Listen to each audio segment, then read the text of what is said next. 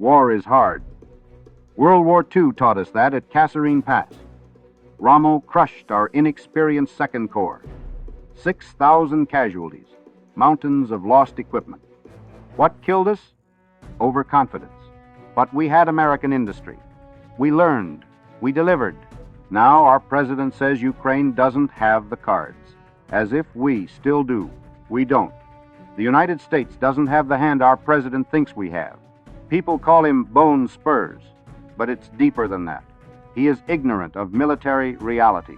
When Russia invaded in 2022, Ukraine didn't produce artillery shells. Why should they? They trusted us to defend them because we signed the Budapest Memorandum in 1994. When the shells started falling, it was the United States that proved to be short of cards. In 2022, the U.S. was producing 14,000 shells a month. We promised Ukraine more. We said it would be easy. We ramped up in 2023, but only hit 28,000 shells.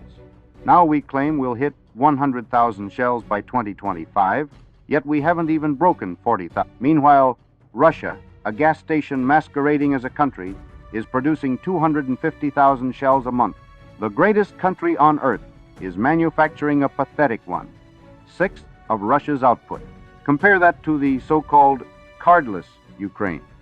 While being hunted by drones and missiles every single day, they are producing over 200,000 shells a month.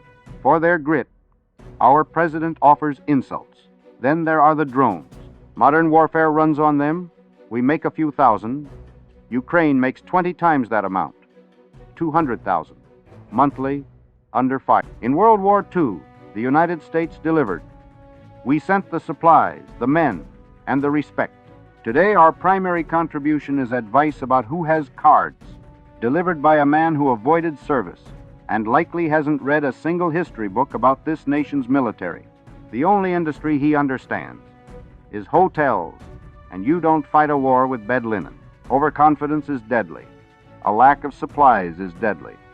We exploited that weakness against the Germans in the 1940s because we had the manufacturing base to back it up.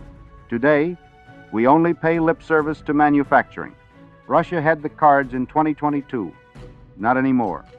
Ukraine holds them now more every day. We just talk like it's still 1945. It's not, and we aren't who we were. But it's never too late to learn from our mistakes, just as we did at Kasserine Pass.